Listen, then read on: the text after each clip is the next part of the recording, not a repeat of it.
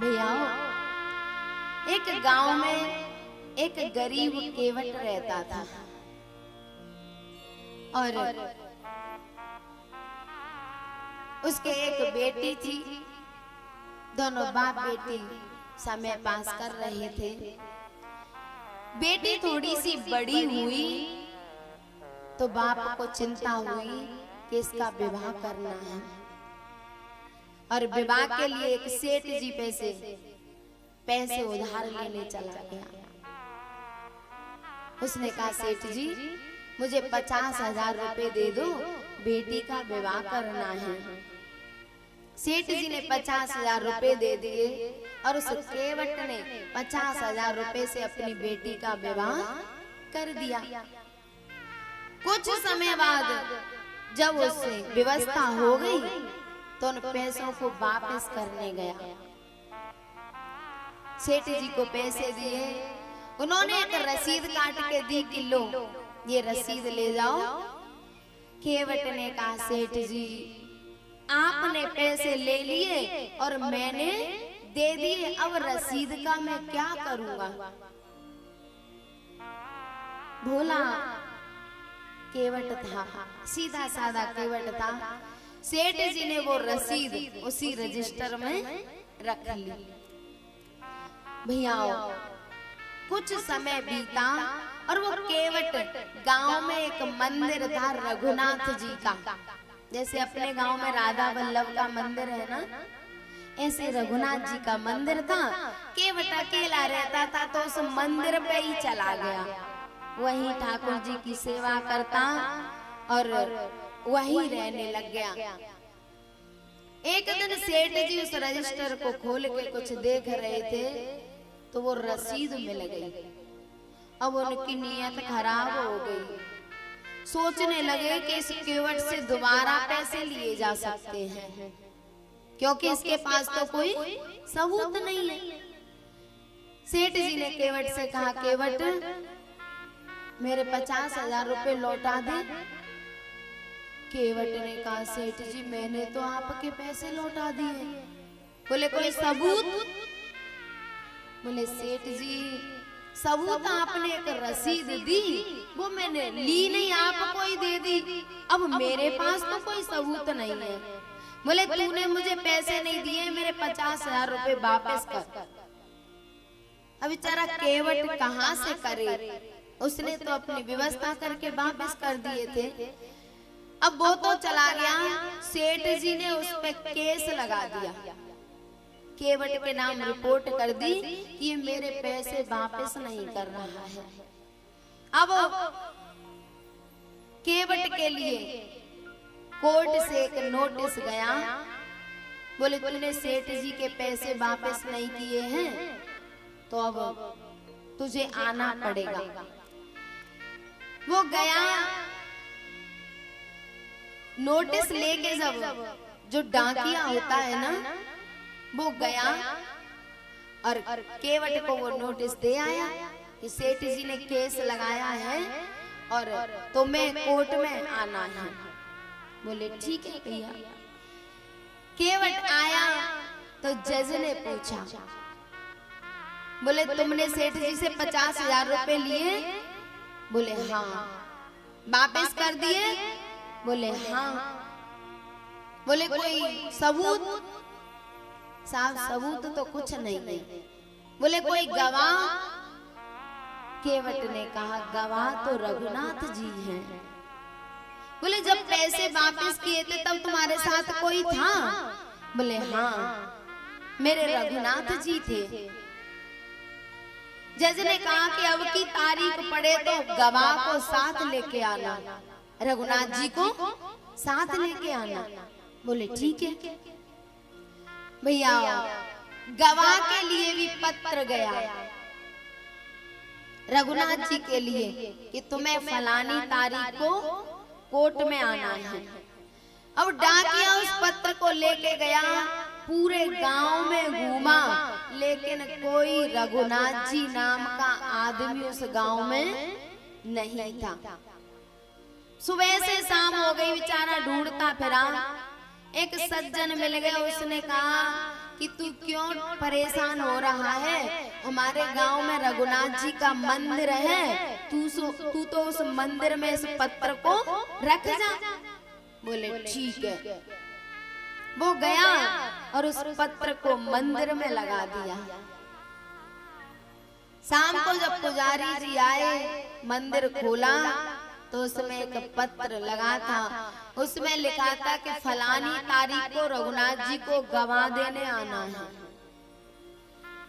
पुजारी ने भगवान से कहा, भगवान आपको बहुत जगह पे जाते देखा है, लेकिन अब आप कोर्ट में भी जाओगे, और वैसे आप जाते या नहीं मुझे नहीं पता, लेकिन केवट बहुत गरीब है, आप उसकी गवाही देने जरूर जाना। और जिस दिन की तारीख लिखी थी ना, पुजारी जी ने जल्दी ठाकुर जी को स्नान करा दिए, नए वस्त्र पहना दिए कि आज ठाकुर जी कोर्ट में जाएंगे, कचहरी में जाएंगे। नए वस्त्र पहन के और कह दिया कि अब जाओ गवाह देने।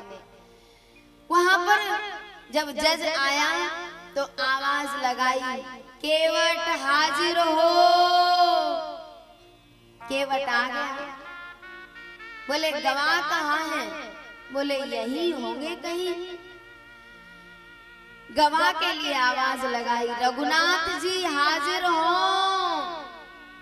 और भीड़ में से एक पपी बिल्कुल बूढ़ा लठिया का सहारा लेके कांपता हुआ आगे आ गया। फटे कपड़े हैं, बिल्कुल जर्जर शरीर है। जज ने पूछा, आप रघुनाथ जी हैं? बोले जी साहब। बोले इस केवट ने सेठ जी से 50,000 रुपए लिए थे? बोले जी साहब लिए थे। वापस कर दिए? बोले हाँ। बोले कोई सबूत? रघुनाथ जी ने कहा, बोले सबूत सेठ जी ने तो दिया था, लेकिन केवट ने मना कर दिया, उस सबूत को लिया नहीं। बोले अब कैसे माने कि इन्होंने पैसे वापस कर दिए? रघुनाथ जी ने कहा, बोले जो रसीद दी थी ना, वो सेठ जी के फलाने नंबर की अलमारी में, इतने नंबर के रजिस्टर में, इतने पेज नंबर पर रखी है। अब तो जज की आंखें फटी रह गई कि इतनी साल बाद अलमारी नंबर याद है, रजिस्टर नंबर याद है, और उसका पेज नंबर भी याद है। 2 सिपाहियों को भेजा, बोले जाओ देख के आओ। जब 2 सिपाही गए और वो अलमारी खोली, रजिस्टर खोला, तो उसी जगह पर वो रसीद रखी थी। सिपाही उस रसीद को लेके कचहरी में पहुंचे और उस रसीद को जज के हाथ में दे दिया। जज ने उस रसीद को लिया और आश्चर्य में पड़ गया कि इतने दिन बाद अलमारी नंबर, रजिस्टर नंबर सब याद है। मेरे जीवन में गवाह तो बहुत आए, लेकिन मैंने ऐसा गवाह आज तक नहीं देखा। जिस उस रसीद को देख रहा था, इतनी देर में रघुनाथ जी गायब हो गए। जज ने केवट से पूछा, केवट ये रघुनाथ जी तेरे गांव में रहते हैं? बोले जी साहब। बोले तेरा घर इनके घर के पास है? तब केवट ने कहा, भगवान मेरा तो ना घर है ना कोई पड़ोस है, मैं तो रघुनाथ जी के घर में रहता हूँ, इन्हीं की सेवा करता हूँ, इन्हीं के घर में रहता हूँ। अब जज की कुछ समझ में नहीं आ रहा था कि ये केवट क्या कह रहा है। जज ने कहा कि ये मंदिर वाले रघुनाथ जी हैं? बोले हाँ। बोले जो पत्थर की मूर्ति है? बोले हाँ। अब तो जज की हालत खराब हो गई और जज रोए जा रहा है, रोए जा रहा है। रोते रोते अपने घर पहुंचा।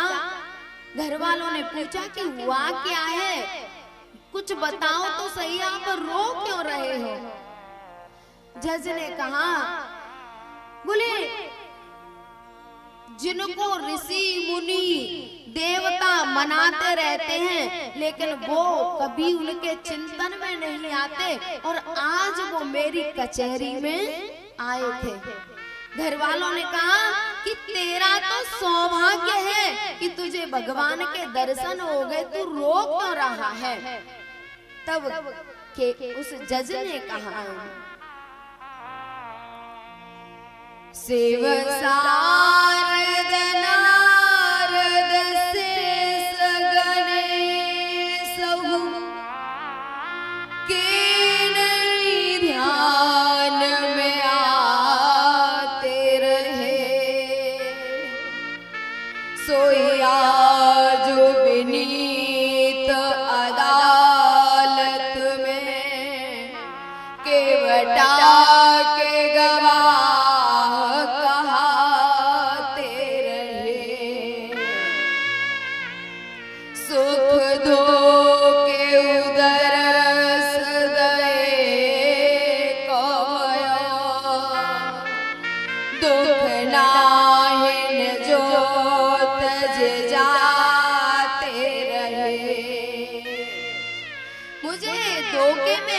दर्शन हो गया, इसकी मुझे बहुत खुशी है।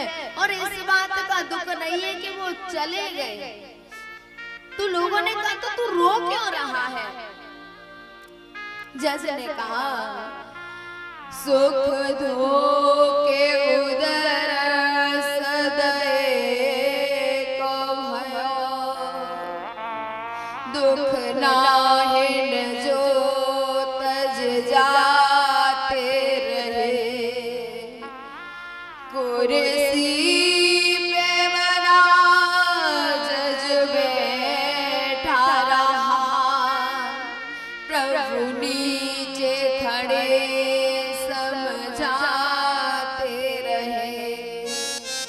मुझे इस बात का दुख है कि मेरे प्रभु मेरी कचहरी में आए और मैंने उनका ना कोई आदर किया, ना सत्कार किया, और मैं कुर्सी पर अहंकार में बैठा रहा और मेरे प्रभु नीचे खड़े मुझे समझाते रहे।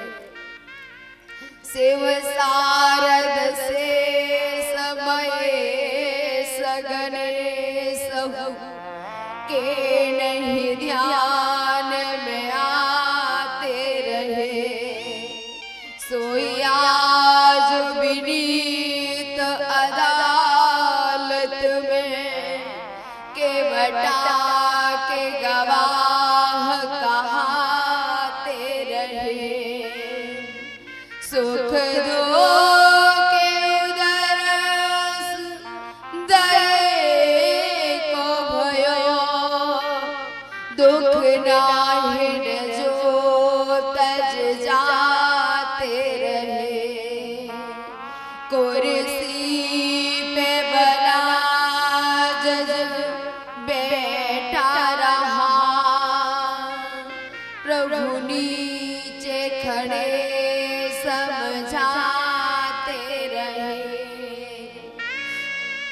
भैया, जिनको शिव शारदा शेष गणेश महेश मनाते रहते हैं और वो उनके चिंतन में नहीं आते, वही आज मेरी कचहरी में आए और मैं कुर्सी पे जज बना बैठा रहा और मेरे प्रभु नीचे से मुझे समझाते रहे। मैं उनके लिए कुर्सी भी नहीं छोड़ पाया। बस मुझे इस बात का बहुत दुख है। और वो जज अपना घर बार सब छोड़ के वृंदावन में चला गया और बस इसी एक पंक्ति को गुनगुनाता हुआ परिक्रमा लगाता था वृंदावन की। कुर्सी पे बना जज बैठा रहा, प्रभु नीचे खड़े समझाते रहे। वो जज संत बन गए और वृंदावन के सभी लोग उनको जज बाबा कहते थे। अन्य संतों के साथ वृंदावन की परिक्रमा लगाने जाते, वृंदावन की गलियों में घूमते रहते, लेकिन बिहारी जी के दर्शन करने नहीं जाते। साथ के संत जाते दर्शन करने तो वो बिहारी जी की सीढ़ियों पे बाहर बैठ जाते। किसी ने पूछा, बाबा आप बिहारी जी के दर्शन करने क्यों नहीं जाते हो? तब उन्होंने कहा, भैया ये एक बार मेरी कचहरी में गया था और मैं कुर्सी पे बैठा रहा और ये खड़ा खड़ा मुझे समझाता रहा।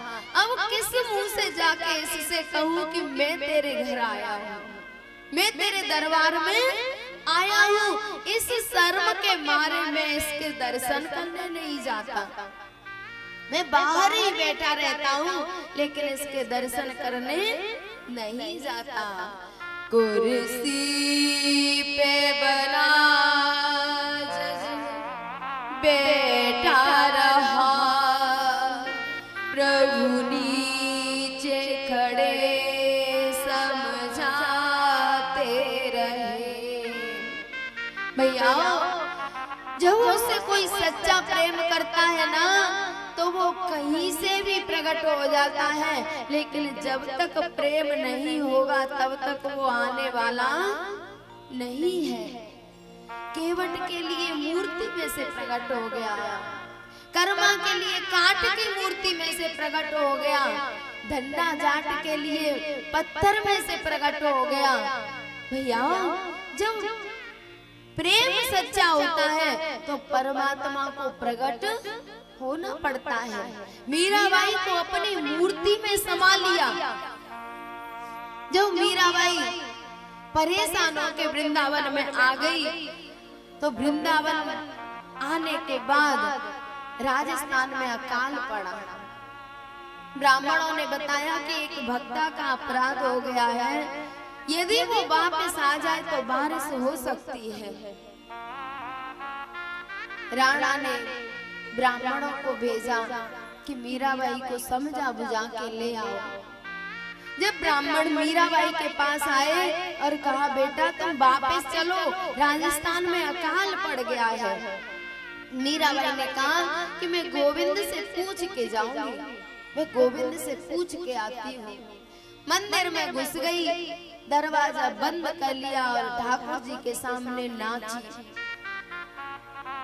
ठाकुर जी के सामने रोई। बोले अब मुझे बता दो कि मुझे करना क्या है, अब मैं कैसे जाऊं राजस्थान की भूमि पर। तो उस मूर्ति ने अपना मुंह खोल दिया और मीराबाई उसमें समा गई। बहुत देर हो गई, जब निकली नहीं तो ब्राह्मणों ने दरवाजा खोल के देखा, मंदिर में मीराबाई नहीं थी। सबूत के लिए उसकी साड़ी के पल्लू का एक छोर मूर्ति के मुंह में से बाहर निकल रहा था। ब्राह्मण समझ गए कि मीराबाई भगवान की मूर्ति में समा गई है। प्यारे, जब परमात्मा से सच्चा प्रेम हो जाता है तो वो कहीं से भी प्रकट हो जाता है। अपना लो मुझे भगवन, दुनिया का सताया हो, कर कर के सितम जगने मैं बहुत रुलाया।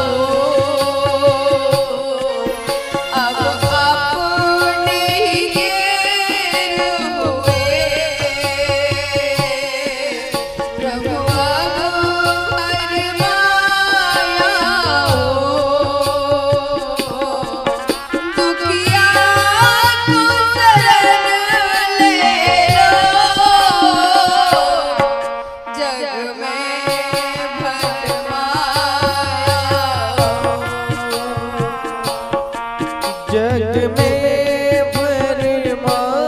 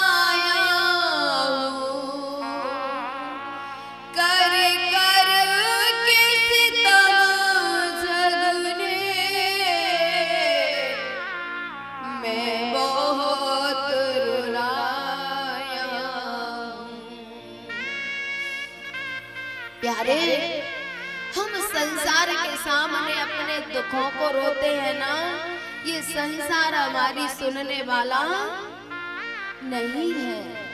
रहे मन निज मन की व्यथा, मन ही राखो गो,